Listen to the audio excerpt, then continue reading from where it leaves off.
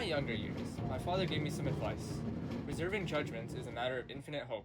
Of course, I do try to keep this in mind as best as I can, but only one has escaped my judgments, J. Gatsby, who represents everything I have no scorn for. Personally, I graduated from New Haven in 1915, just a quarter of a century after my father, and a little later I participated in that delayed Teutonic migration known as the Great War. I enjoyed the counter raid so thoroughly that I came back restless. I came to the east to learn the bond business, and I rented a small house in West Egg. My cousin Daisy lives across the bay, with her husband Tom Buchanan.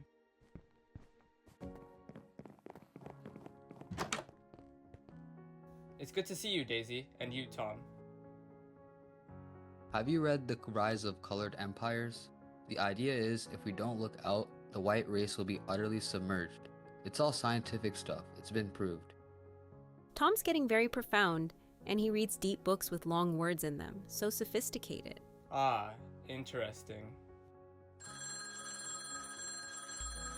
I've got to take this. You know, Tom's got some women in New York. I suppose I was utterly disgusted by the happenings of the old money East Egg as I drove home that night.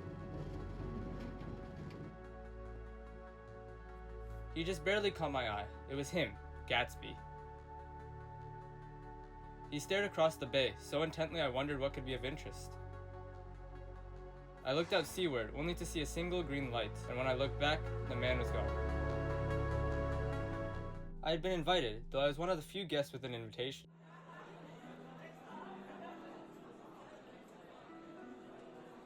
As I sat at one of the tables, I wanted to find the host, but I knew just about no one at this place. Everyone I asked just looked at me in amazement. One of the only people I recognized at the party. I felt a need to address her. Hello! I thought you might be here. I remember you live next to Gatsby. Have you seen the host? He doesn't want trouble with anybody, it seems. Just who is this Gatsby?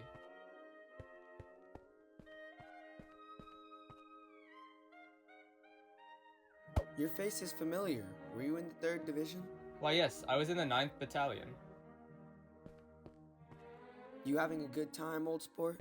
Oh yes, a great time. Have you seen the host? He sent me an invitation, though it seems I'm the only one. Apparently no one's met Mr. Gatsby yet. I'm afraid I haven't been a very good host, old sport. After all, I'm Gatsby.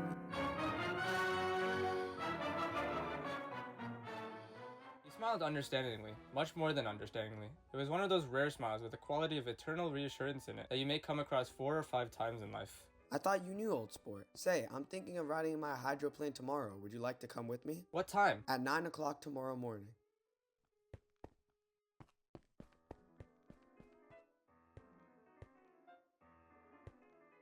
Who is he? Do you know?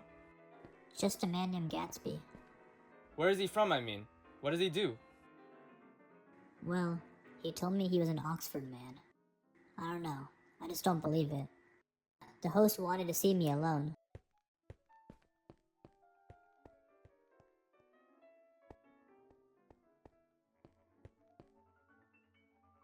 I just heard the most amazing thing, but I swore I would tell it. I wanted to apologize for not having realized you in the garden. Don't mention it, old sport. I must go now. Good night, old sport.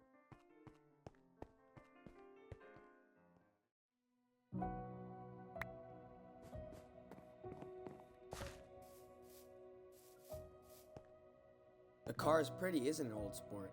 I wouldn't know. I want to tell you something about my life, and I wouldn't want you to get the wrong idea about me. As I listened, I understood why Jordan Baker thought he was lying, the way he rushed his sentences, as if it bothered him to say it. I saw him opening a chest of rubies to ease, with their crimson light depths, the gnawings of his broken heart. Mr. Carraway, this is my friend, Mr. Wolfsheim. Oh, I see. I understand you're looking for a business connection. I was a bit shocked at the juxtaposition. Before I could answer, Gatsby answered for me. Oh no, this isn't the man. This is just a friend. Oh, I had the wrong man. Delicious food arrived, and we had dinner.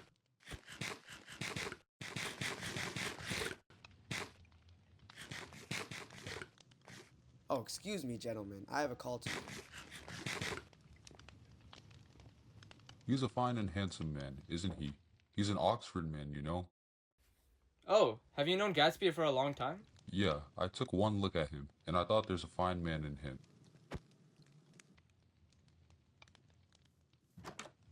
I look at the corner of my eye and see Tom Buchanan. Where were you at? Daisy's furious because you haven't called. I was having lunch with Mr. Gatsby here. Gatsby seemed to have a strained look on his face as they shook hands. I looked away for just a second, and Gatsby was gone when I looked back. Did you know? Gatsby's in love with Daisy.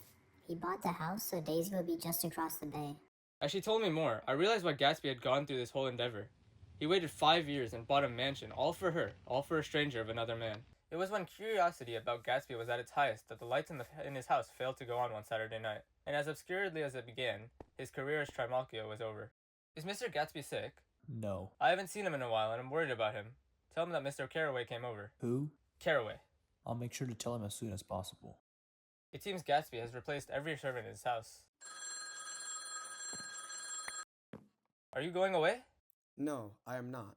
How come you have replaced all of your servants? I need people who won't spread my business. Daisy has been coming over in the afternoons often. Anyways, would you like to come for lunch tomorrow at Daisy's house?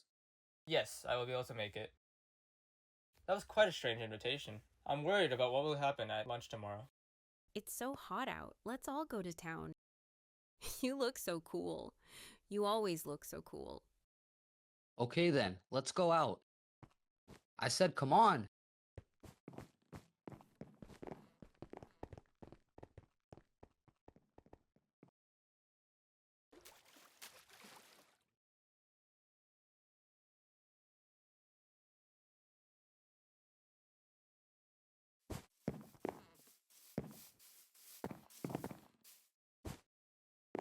She never loved you. She's always loved me. However, I was too poor back then, and Daisy couldn't marry me at the time. Stop it. I loved both of you at some point of time. Even that's a lie. She loved only me as she married me. And besides, she didn't even know if you were alive 5 years ago. I want to speak to Daisy alone. Even in private, I couldn't admit that I never loved Tom. Huh, of course you couldn't. And why does that matter to you? Because I will be taking better care of you from now on. I don't think you understand. You're not going to be taking care of her anymore. She's leaving you. Nonsense! It's true. She's not leaving me. Certainly not for a common swindler who'd have to steal the ring he put on her finger. Who even are you, Gatsby? I have investigated some of your affairs. Expect me to go further into this. Do whatever pleases you. I found out what your drugstores were. He and this Wolfsheim bought up a lot of street-side drugstores here and in Chicago and sold grain alcohol over the counter. That's one of his little stunts. I picked him for a bootlegger the first time I saw him, and I wasn't far wrong. So what?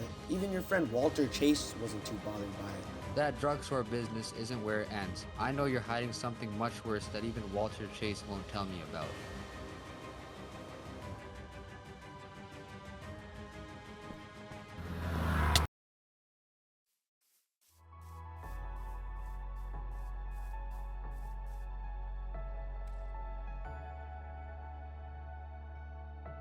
You stayed here all night? Until the sky turned blue, but she still stayed inside.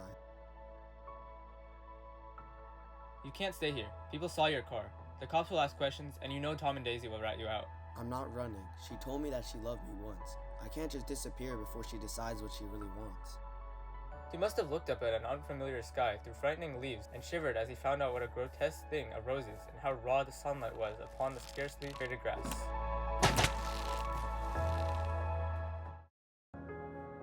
When his parties were loud, everyone knew his name. Once he's gone, it was like he never existed at all. Careless people, Tom and Daisy, they smashed up things and creatures and they retreated back into their money or their vast carelessness or whatever it was that kept them together and let other people clean up the mess they made.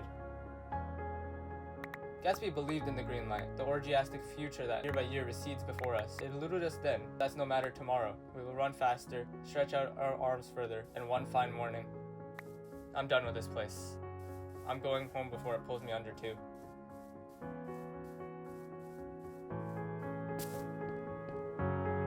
So we beat on, boats against the current, going back ceaselessly into the past.